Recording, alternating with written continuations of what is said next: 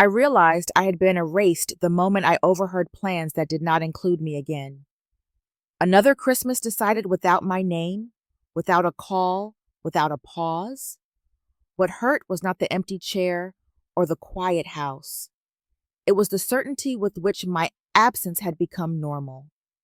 I had given decades of my life, raised children, carried loss, stayed silent, and somehow I had become invisible.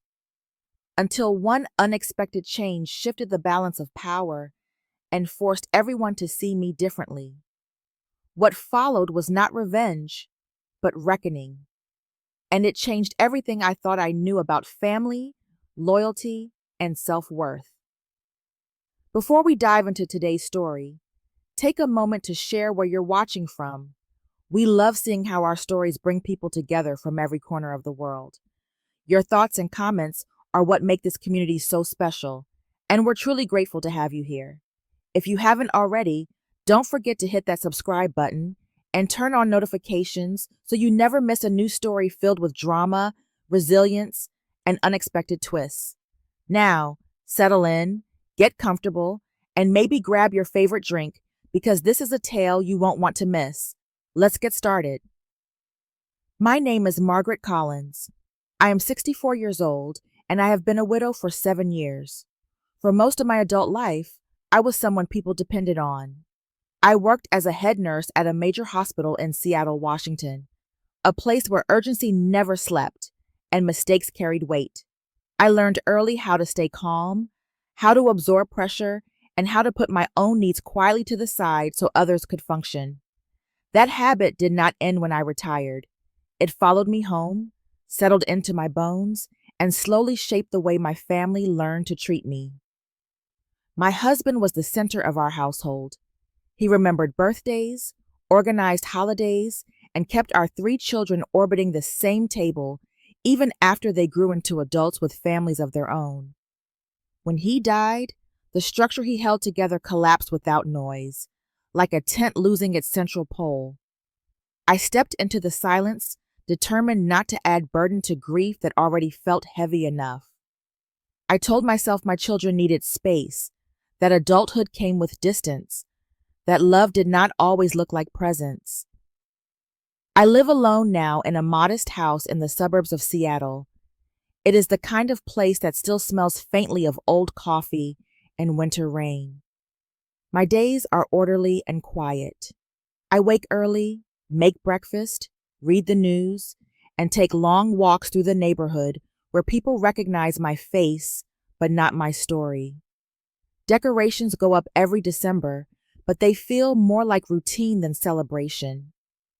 The lights blink whether anyone is coming or not. I have 3 children. Brian, my eldest, built his life on efficiency. He is always moving, always negotiating, always busy. Laura, my daughter, keeps everything polished on the surface, her life arranged carefully so nothing uncomfortable shows. Kevin, the youngest, never quite found his footing and learned to lean without noticing how much weight he placed on others. None of them are cruel. That truth made it easier to excuse what came next. At first, the changes were subtle. Phone calls that lasted minutes instead of hours. Invitations that arrived late or not at all. Decisions explained after they had already been made. I learned about family vacations through photographs posted online, smiling faces framed by places I had never been invited to see. When I asked questions, the answers were gentle and efficient, designed to close the topic rather than open it. I told myself this was normal. Children grow up. Lives get complicated. I lowered my expectations with the same discipline I once used to manage hospital crises. I stopped asking follow-up questions. I learned not to sound disappointed. I trained myself to accept secondhand information as enough. Somewhere along the way, I realized how my children saw me. Not as a woman who had managed emergency rooms and life or death decisions, but as someone fragile, dated, and financially limited. A mother living on a pension, best kept comfortable and out of the way. I did not correct them. Letting them believe that felt simpler than asserting myself, and simplicity had always been my coping mechanism. Still, unease settled quietly beneath the surface.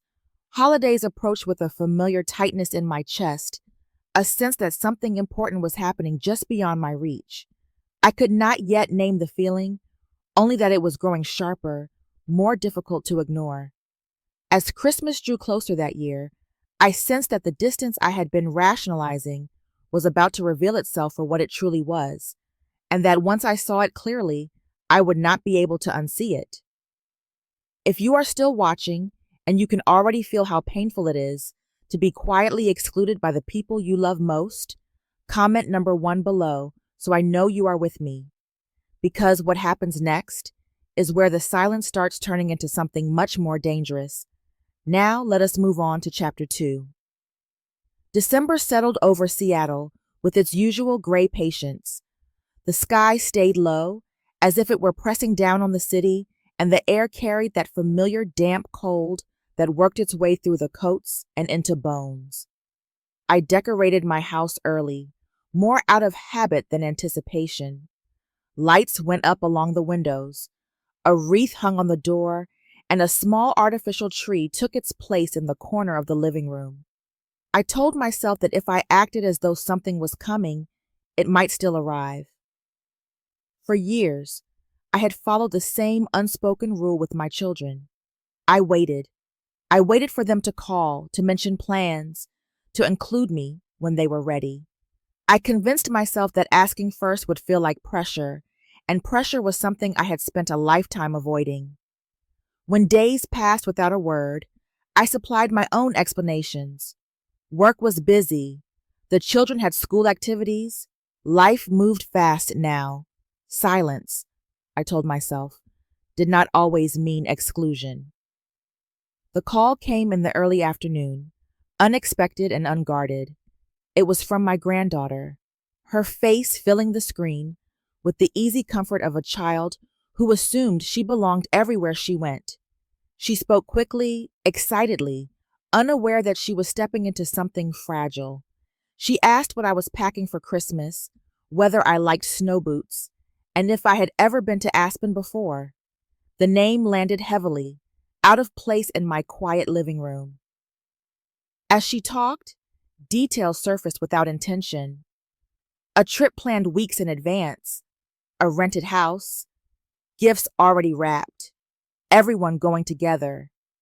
The word everyone echoed in my head, hollow and sharp at the same time. I felt a chill that had nothing to do with the weather. I kept my voice steady, careful not to let confusion or hurt slip through. I asked gentle questions as though I were gathering trivia rather than confronting absence. Before I could fully respond, the call ended abruptly. An adult hand had intervened, and the screen went dark. A moment later, a brief explanation followed, polite and efficient.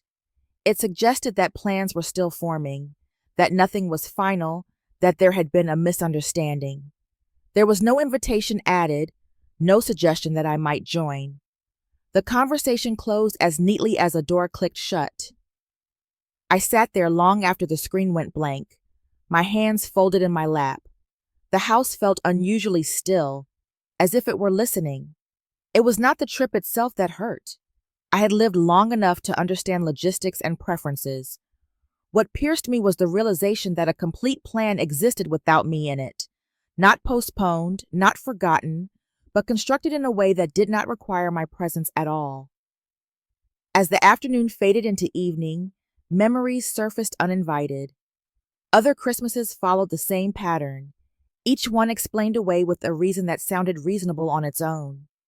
Travel was difficult. Schedules were tight. Traditions had already been set. I had accepted each explanation separately, never laying them side by side to see the shape they formed together. Now the pattern stood unmistakably clear. Something inside me shifted, quietly but decisively. The sadness was still there, but it no longer blurred my thinking. I stopped searching for ways to excuse what had happened. I understood, with a clarity that startled me, that decisions had been made on my behalf because it was easier than asking. My absence simplified their plans. That night, I walked through my house, murmurs, touching familiar surfaces, noticing how small everything felt. For the first time, I allowed myself to wonder what it would mean to live somewhere that had no expectations attached to it. The thought was brief, almost fleeting, but it stayed with me. Beneath the calm exterior I had perfected, a new awareness took hold. I had been waiting for inclusion that was never going to come, and once I saw that truth, there was no returning to the comfort of not knowing. If you are still here, and you are starting to sense that this was not just neglect, but something deeper and more calculated, comment number 2 below to let me know you are following closely. The next chapter is where the first real line gets crossed. Let us continue to chapter 3. I did not sleep much the night after I understood what had been done without me, not because I was overwhelmed by emotion, but because my mind felt unusually clear. The kind of clarity that used to come before a difficult shift at the hospital, when I knew something demanding was ahead and hesitation would only make it worse. I did not call my children. I did not rehearse conversations or imagine explanations. I let the silence sit, deliberate and intact. For most of my life, silence had been something I endured. This time it was something I chose. I stayed quiet because reacting immediately would have meant responding from hurt rather than judgment. Years in nursing had taught me that observation often revealed more than confrontation. When people believed they were not being watched, they showed you exactly how they thought. In the morning, I walked through my house in Seattle with a new set of eyes. Everything was familiar to the point of invisibility. The couch where my husband used to read, the hallway where I once waited up for children who came home late. Each room carried a version of me that no longer existed, a woman whose value had been defined by how available she was to others. I realized that staying there kept me anchored to expectations I had already outgrown. The idea of leaving did not arrive with drama. It was quiet, almost practical. I did not think of it as abandoning my family. I thought of it as stepping into a space where I could exist without being interpreted, somewhere my presence would not be optional or conditional, somewhere I would not need to shrink in order to be convenient. I contacted a real estate agent that same week and began the process of selling my house. I did not consult my children, not out of spite, but because I finally understood that asking for permission had become a habit rather than a necessity. The process moved quickly. Papers were signed, appointments were scheduled. Each step felt oddly grounding, as though I were reclaiming a part of myself that had been set aside. There was another truth beneath these decisions, one I had kept private for decades. My financial life was not as limited as my children assumed. Years earlier, I had been involved in a medical case that ended in a confidential settlement. I had chosen silence when speaking would have brought chaos to many lives, including my own. The compensation from that decision had been placed into a trust, untouched and unspoken. I had never considered it a reward, only a consequence of standing still when everything around me demanded noise. That money was not the reason I chose to leave, but it made leaving possible. I looked south, toward California, and found myself drawn to Monterey. I had visited once years before and remembered the light, the ocean, the sense of openness. It was nothing like Seattle. No history waited for me there. No one knew my name or my role. That anonymity felt like relief rather than loss. I purchased a townhouse near the coast and completed the transaction alone. I told no one. The secrecy was not about hiding, but about protection. I wanted this place to exist before anyone could project their expectations onto it. When I received the keys, I felt no rush of excitement. Instead, there was a steady sense of rightness, like setting a bone back into place. Moving day was uneventful. I packed what mattered and left the rest behind. As I drove away, I did not look back. I was not running from my family. I was walking toward myself. The quiet that followed was unfamiliar, but welcome. For the first time in years, my life felt arranged according to my needs rather than my availability. And I knew even then that this calm would eventually be tested. If you are still watching and wondering what happens when curiosity turns into entitlement, comment number 3 below so I know you are still with me. Because in the next chapter, the boundary is not just tested, it is violated. Now let us move on to chapter 4. The first weeks in Monterey felt like a deep breath I had been holding for years. The ocean set the rhythm of my days, steady and indifferent to whatever history I carried with me. I walked along the shoreline each morning, learned the quiet patterns of the neighborhood, and arranged my townhouse exactly as I pleased. Nothing here asked me to explain myself. No one expected me to show up, to contribute, or to wait. For the first time in a long while, my life felt private in the best possible sense. I settled into routines that belonged only to me. I shopped at the local market, memorized which streets caught the afternoon sun, and took satisfaction in choosing furniture without imagining anyone else's opinion. The absence of obligation was almost disorienting. I had not realized how much energy I had spent anticipating other people's needs until there were none pressing against me. Then the questions began. They arrived quietly, spaced out just enough to seem harmless. Messages asking how I was adjusting, whether the drive had been tiring, whether Monterey was expensive this time of year. The tone suggested concern, but the content felt imprecise, as though they were circling something they did not want to name. Years in medicine had trained me to notice patterns before symptoms escalated, and this felt familiar.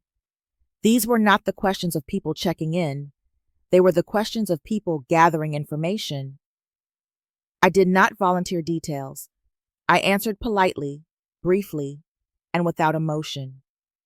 The restraint felt new, almost rebellious. In the past, I would have filled the silence with reassurance. Now, I let it remain. I thanked her and ended the call, my hand steady despite the shift happening inside me. I had not told anyone my address. I had been careful. The realization that it had been found without my consent felt less like surprise and more like confirmation.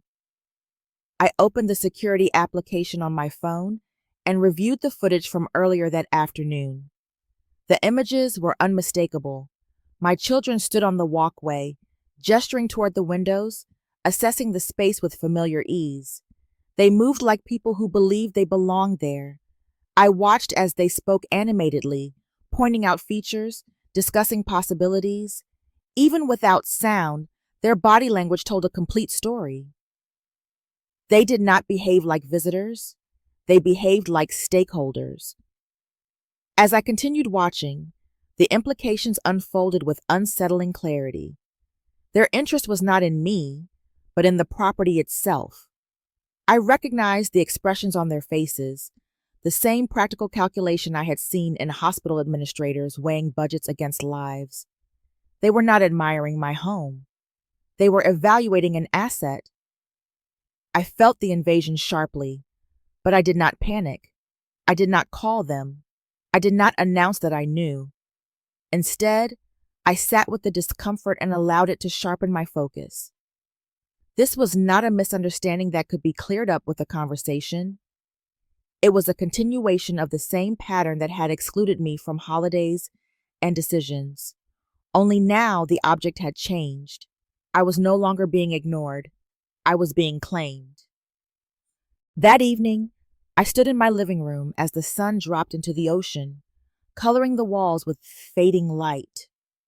The calm I had built here had been interrupted, but it was not destroyed. What had changed was my understanding of what I was dealing with. This was not concern masquerading as curiosity. It was entitlement, comfortable and unexamined. I knew then that this situation would require more than distance. It would require structure, clarity, and boundaries enforced with intention.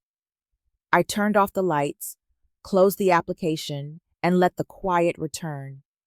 The peace I had found was real, but it was no longer unguarded, and I sensed that the next step would demand more than patience.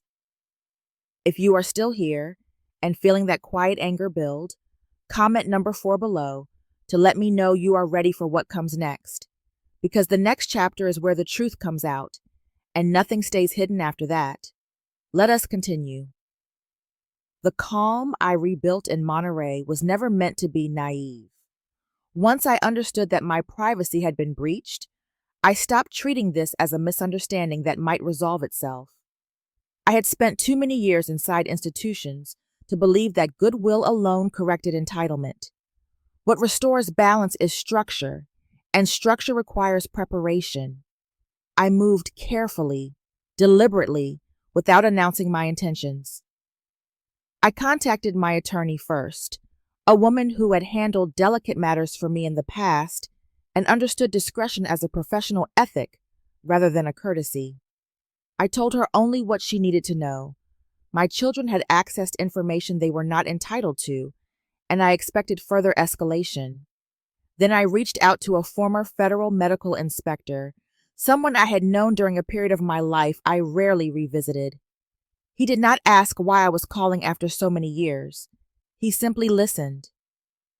The truth I carried was not dramatic in the way people expect secrets to be. It was procedural, documented, and heavy with consequence. Decades earlier, a sequence of medical errors had been quietly contained to prevent public fallout. I had been the one who noticed the pattern, the one who could have forced an investigation.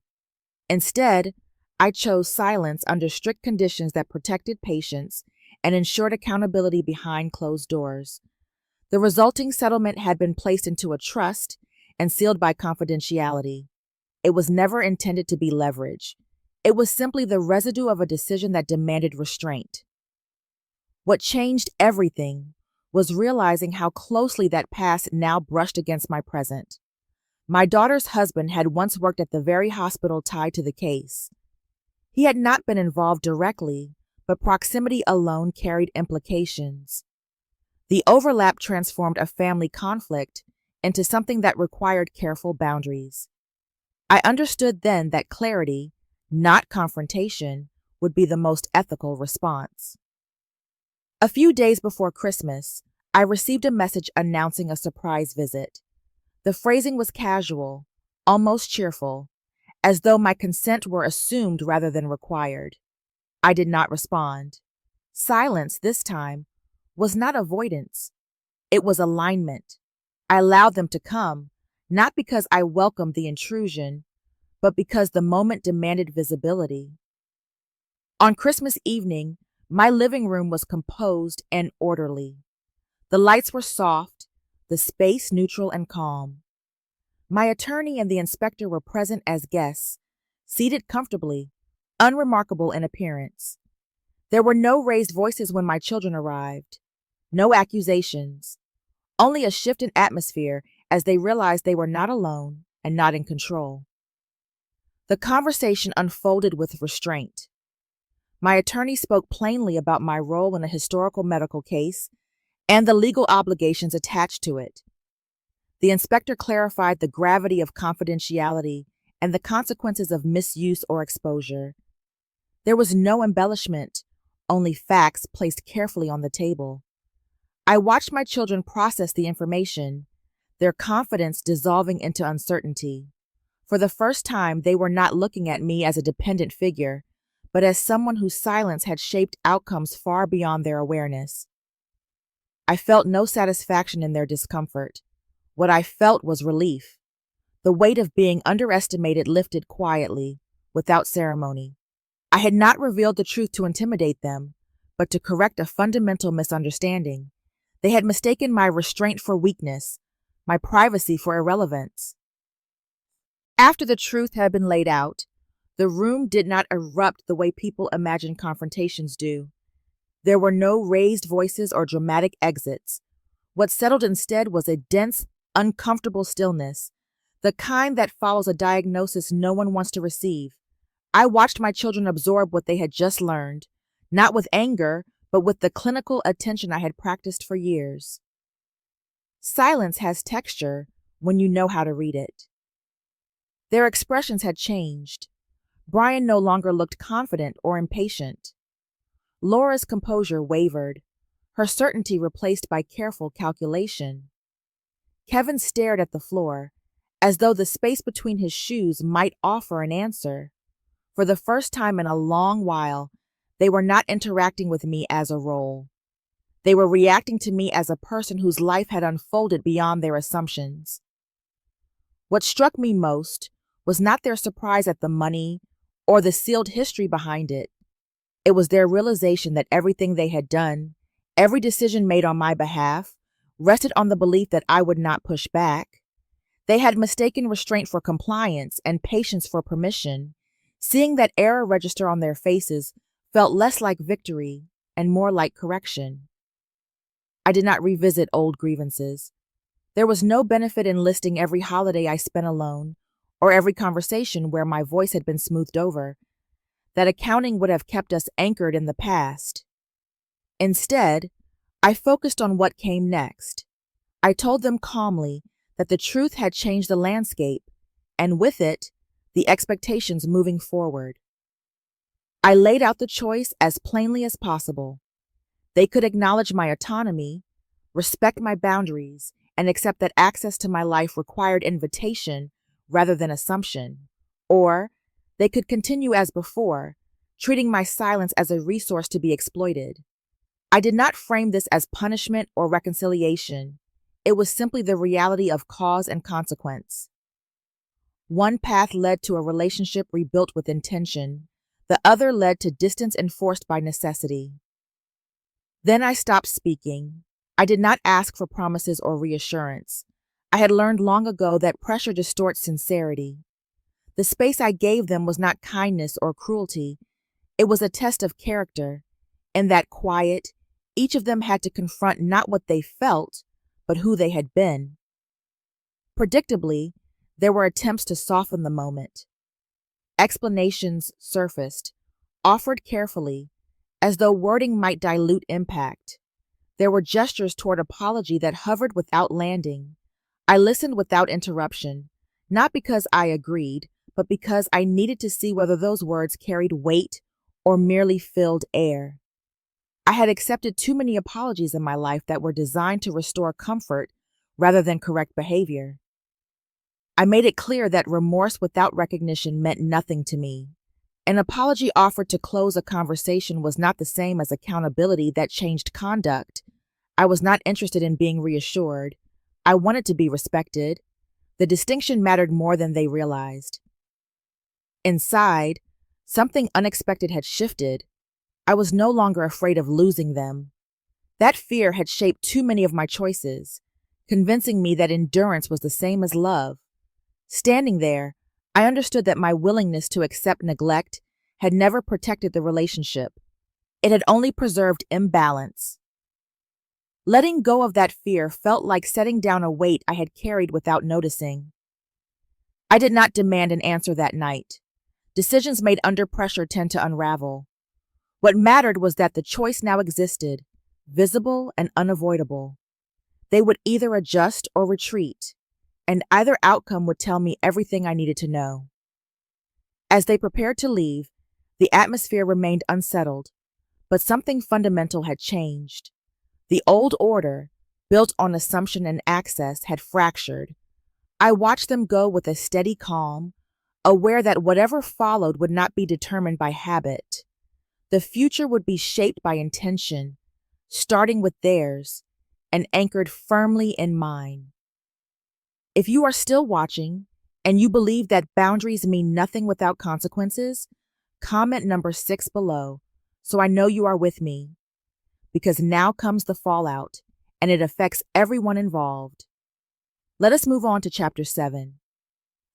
After my children left that night, the house did not feel empty in the way it once had. The silence was different now.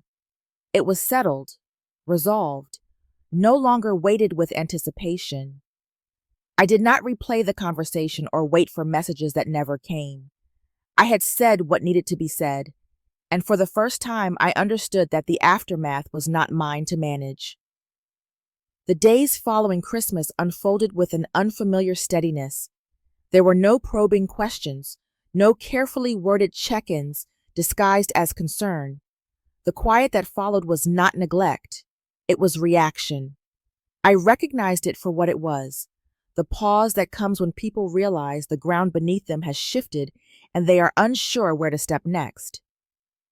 The first consequences surfaced quietly. Brian's name came up in a professional context I had not expected. A colleague mentioned that one of his real estate deals had collapsed under scrutiny, not because of illegality, but because of trust. Information had circulated, incomplete but damaging, suggesting that boundaries had been crossed. I did not ask for details. I did not need them. When assumptions replace integrity, reputations weaken on their own. Laura's life followed a similar unraveling, though closer to home.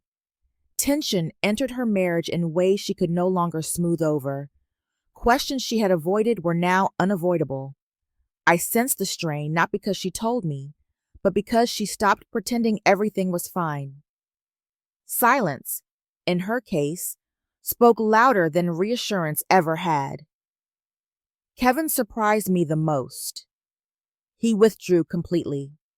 No request for help, no emotional appeals, no late-night calls asking me to fix what he could not face.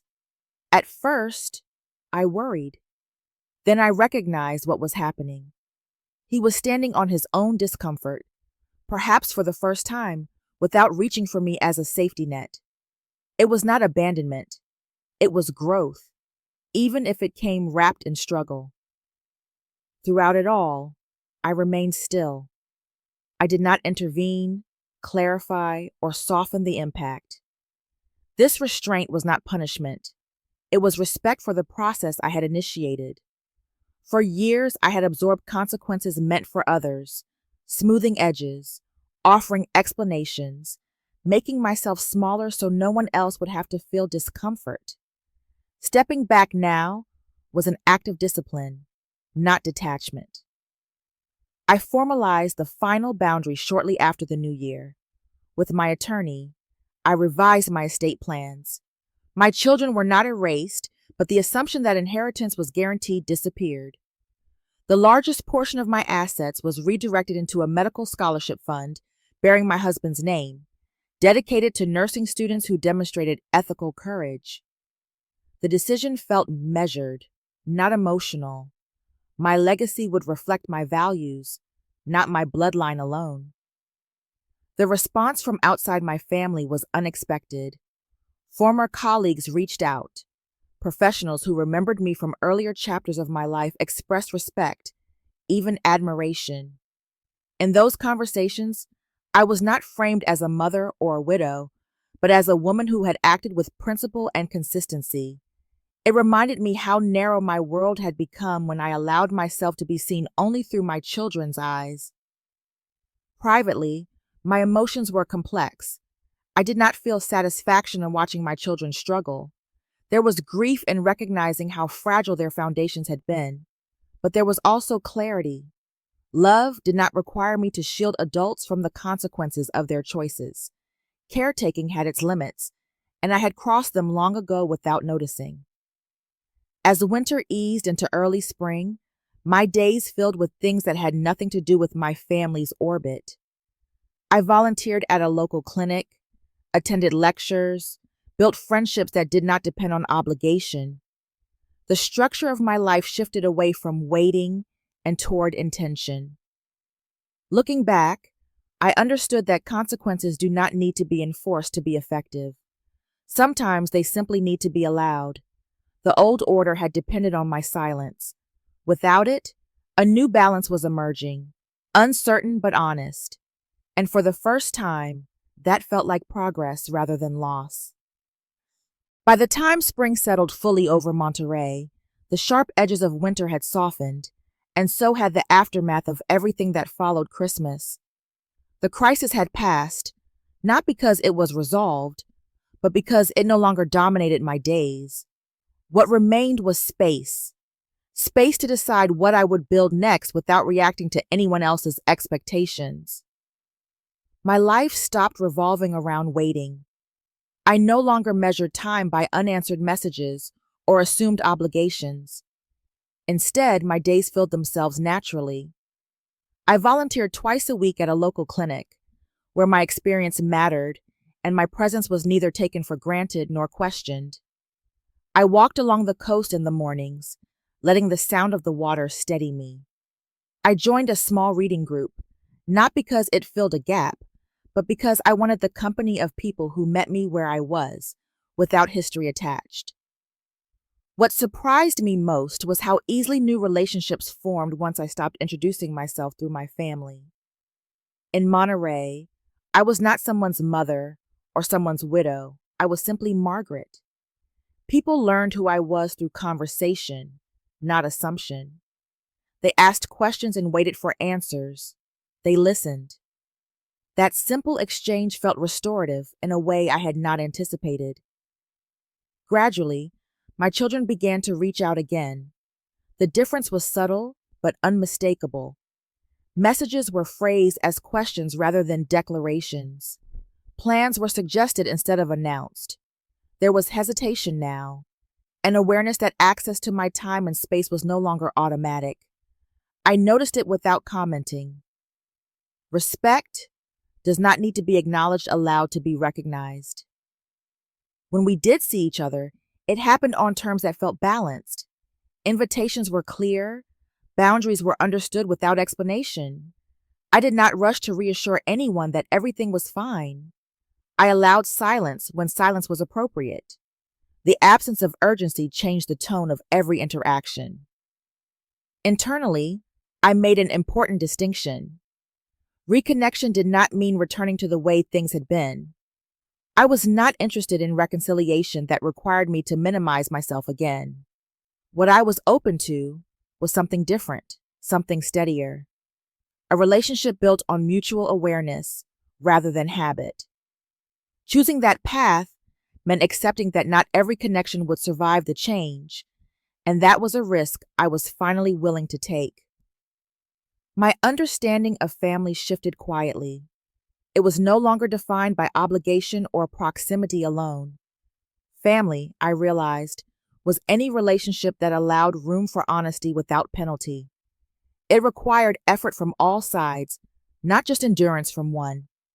That realization brought an unexpected sense of calm. It removed the pressure to fix what could not be repaired by sacrifice alone.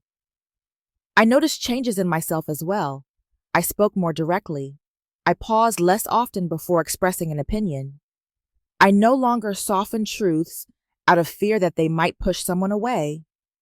If distance followed honesty, I accepted it as information rather than failure.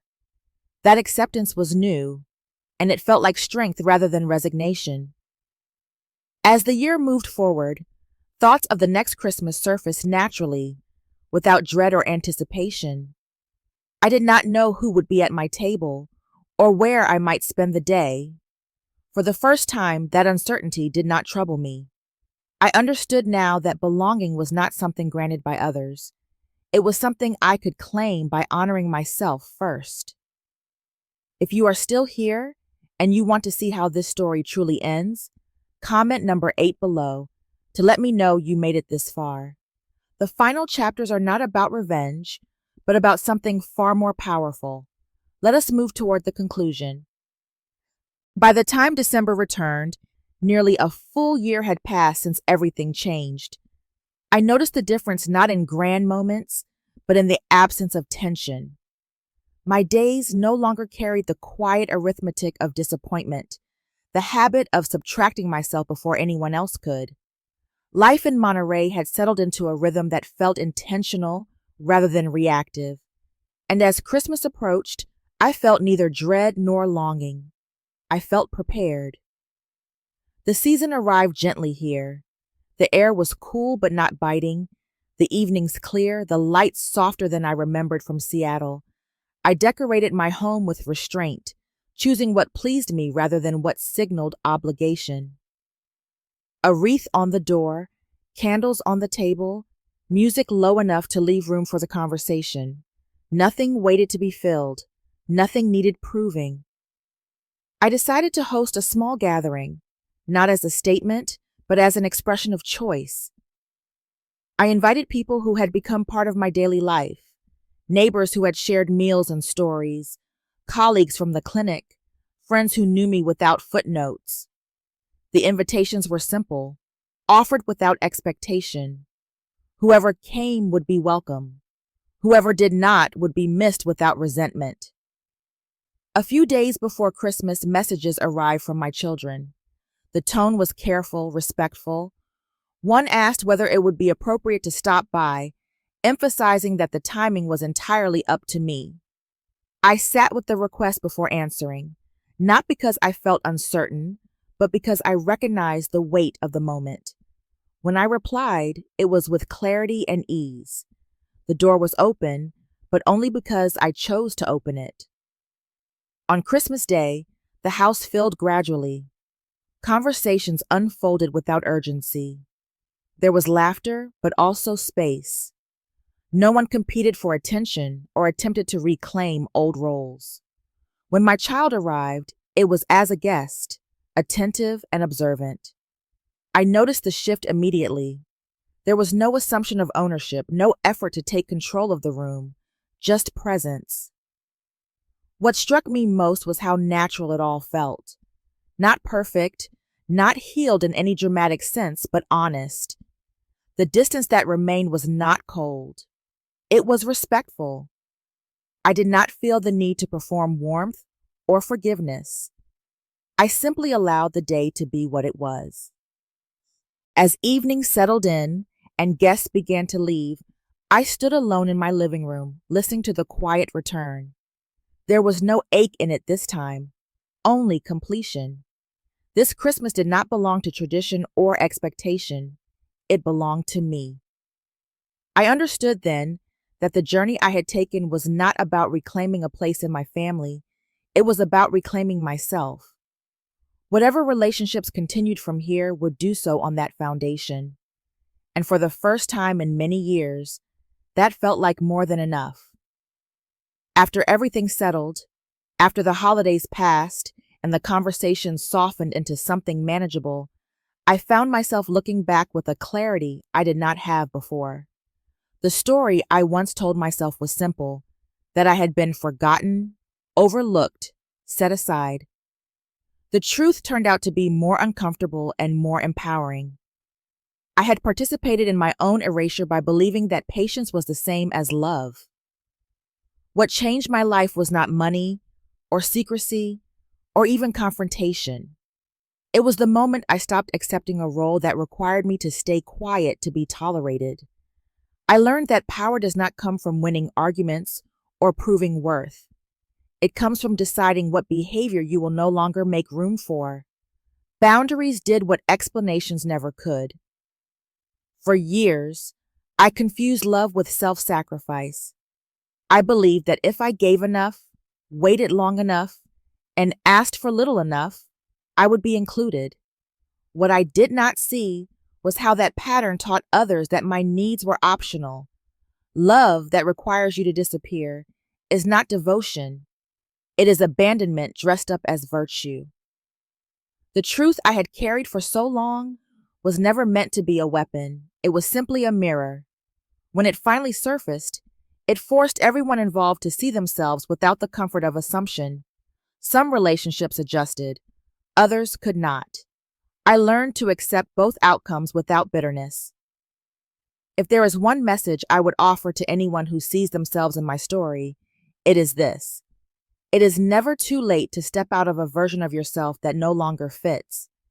Being a mother, a caregiver, or a reliable presence does not require surrendering your voice. Choosing yourself does not make you selfish. It makes you honest. Not every relationship survives honesty, but the ones that do are lighter, steadier, and real. I no longer wait to be invited, chosen, or approved. I build a life that feels aligned. and I allow others into it only when they meet me there. I am not lonely. I am not forgotten. I am living with intention now, grounded in the knowledge that my value was never conditional. I simply had to stop waiting for permission to claim it. Some stories do not end with reconciliation or dramatic triumph. They end with clarity. They end when someone stops waiting to be chosen and starts choosing themselves. This journey was never about proving worth to others, uncovering secrets, or reclaiming a seat at a table that had grown uncomfortable. It was about remembering that dignity does not come from being included out of habit, but from being respected by design. There comes a point in life when endurance stops being noble and becomes unnecessary. When silence stops protecting peace and starts erasing identity. Growth begins the moment boundaries replace longing, and self-respect takes the place of quiet sacrifice. Not every relationship survives that shift, but the ones that do are no longer built on obligation. They are built on truth. Thank you for staying with this story until the end. If any part of it resonated with your own experience, your thoughts matter. Feel free to share them in the comments. Do not forget to like, follow, and subscribe for more stories about resilience, boundaries, and finding your voice when it matters most.